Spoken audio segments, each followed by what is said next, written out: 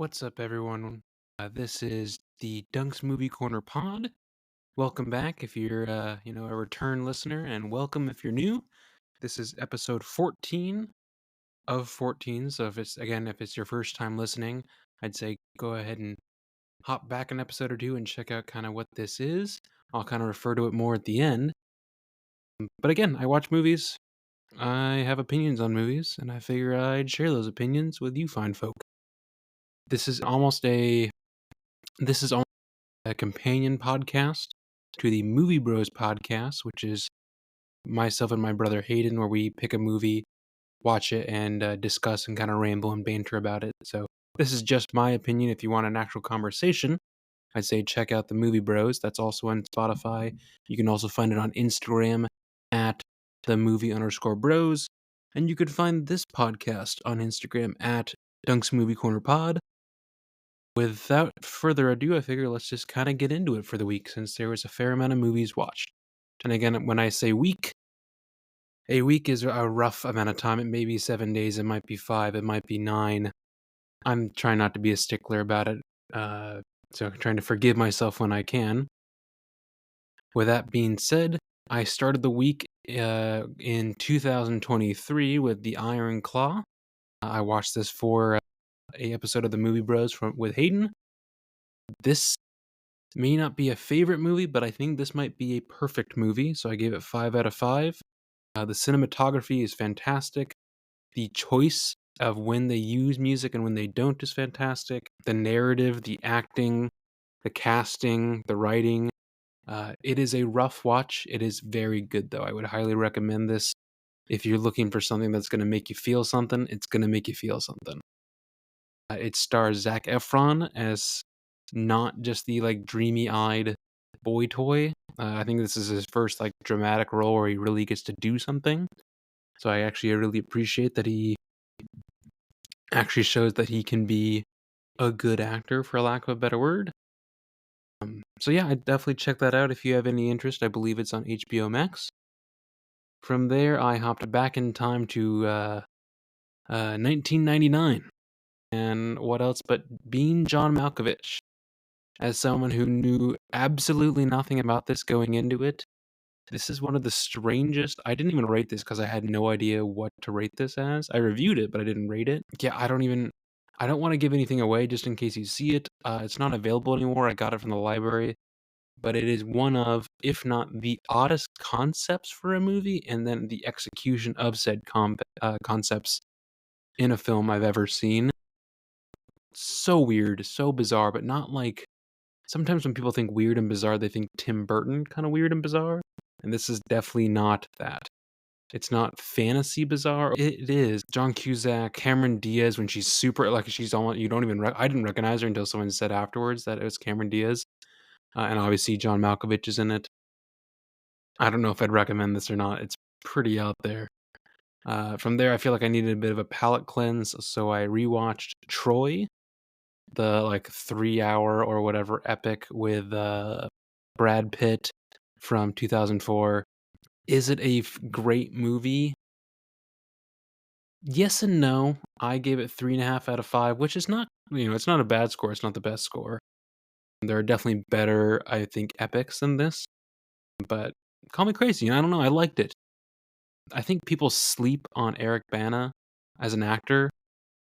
I feel like he could have been the leading man, but it just didn't line up right. Story-wise, they did choose to make Achilles, which that's the whole. If you know anything about mythology, the story of the fall of Troy is really about Achilles. In real life, he was not a heterosexual man. In the movie, they decided to make him heterosexual and have a love interest with Rose Byrne. I never know how to say her last name. Yeah, it's just an interesting choice, and I feel like a lot of people had issue with that if you read in comments and stuff and reviews. However, I don't know. I feel like I could set that aside and still really enjoy the film. Brad Pitt really does have that star power to him. I don't know if it's just because he's really handsome or if he's a good I think he's actually a pretty good actor. Narrative wise, all of this could have been avoided if just Orlando Bloom, who plays Paris of Troy, the Prince of Troy, just wasn't a little pussy bitch and stole the princess. Either way, it's besides the point. The movie itself, I think, is fun. I like a historical epic. I don't like period pieces that are like all everyone's in frocks and sitting around drinking tea. I like some kind of action, some kind of. I'm like a big fan of mythology, so maybe that's why this tickles something for me. But if you like that sort of thing, check that out. I believe I watched it on. I think it's on Netflix right now. I think that's where I watched it. From there, I watched most, or like I'd say about half of. That's why it's gonna be hard to talk about this, but it's called Guy and Madeline on a Park Bench. If you know what this is, that's some deep cuts. If you don't know what this is, the director who directed Whiplash, La La Land, First Man, Babylon. His name is Damien Chazelle. I really like most everything he's made, but this was like way before he got into like mainstream directing. This is like his baby project kind of thing, and it plays very much as like a student film. It's all in black and white. The camera movements are not great. I can see like the roots of that of what he's going for later on, where he's going to be great, but it's not great yet. You can clearly see because a lot of his movies have to do with music and jazz. You can clearly see his love for jazz, for like people's like small interactions that can mean big things. Just seeing it's really subtle. Like the actual movements are subtle. They actually spend a lot of time in it in the movie, like 6-7 minutes, which in the grand scheme of things for a movie that's not that long was a big portion of time. About these two people just standing next to each other on a subway and the micro movements of like their hands, their feet, their eyes. It was interesting, but I couldn't finish it. That's why I didn't rate it, and I find it kind of hard to review. I watched this on YouTube. It just been on my watch list for so long that I was like, you know what, screw it. I just need to at least try it. So I'm glad I tried it. I don't need to think I need to go back and retry it at any point. From there, that was 2009 that came out. I jumped ahead a decade to 2019 and watched Scary Stories to Tell in the Dark. Yes, it is October. Yes, it is Halloween month. Hayden, my brother again, this is a movie we are watching for the Movie Bros Pod. We'll have a special, like, holiday themed Halloween episode coming out at the end of the month. So we're going to watch multiple spooky movies. This was one of them. Just preface this with I don't like horror, scary movies. It's not really my thing. I prefer something a little more dramatic, or I mean, literally almost any other genre. And Hayden is more into horror and things like that. So he's trying to show me the ropes a little bit. And I like this. Obviously, listen to the episode when we post about it if you want something a little bit more in depth. Because I have a whole page of notes that I'll probably go through. But today I'm just doing little spark notes, quick notes about it. It's not directed by Guillermo del Toro, but I think he's an executive producer or just produced it. You can clearly see his I don't know, his backing or his fingers in it to a certain degree. It's a 3 out of 5 for me, and again, that's just me personally. I think if you were looking at this objectively, it might be a little higher, but it's just never been my kind of movie. However, from there, again, this was 2019, where the effects and such looked pretty good. I jumped ahead to 2024. Literally, this came out this year, and this is another movie that or technically, we have like a little randomizer pick movies for Hayden and I. So this is one that we're going to be reviewing. I think this is next week. We watched it. We've typed up our notes. We just haven't sat down and recorded yet. We watched Madam Web. So again, keep in mind, Scary Stories came out like 5 years ago, and it looked pretty good. Madam Web, boy, this is a half star, which again is the lowest possible rating that you can give on Letterboxd. Which, if you don't know what Letterboxd is, Google it. I don't really want to do a whole spiel on it. So that's the lowest you can give out of 5. It's rough. It's so rough on so many levels. I think again, not to like is it, but the episode we do when we go to talk about this, I think is actually going to be really funny, because the amount of writing choices, the amount of blocking choices, like the narrative is horrible. The acting is like super deadpan, like there's no emotion. Um, yeah, it's rough on pretty much every level you can possibly think of, and that was Madam Web. So I would say if you wanna watch it just to see how bad it is, again, I think that's why I might, watch the second Joker movie. I haven't seen it yet, but I think based on overwhelmingly everyone's reaction to it, I might go see it just to see how bad it is. I might not pay full price, or I might see if I can see it for free at work. Anyway, I digress. That's Madam Web. I would not recommend it unless you wanna see a shitty movie. From there, I watched something a little bit, I would say, safer. The 2015 movie Aloha. This is a generally uh, a romantic drama, couple comedic notes. Um, a surprisingly, if you look into this, I don't really wanna list them all, but this was a surprisingly very stacked cast. Like, obviously, there's the leads of Emma Stone, who is she's fantastic and just everything. Bradley Cooper, Rachel McAdams, John Krasinski, uh, Alec Baldwin. I mean, again, like the list goes on. There's actually like it's a big cast, and a lot of them are like subtle little nods. Just seemed like a weird decision to have so many big names for a kind of non-movie.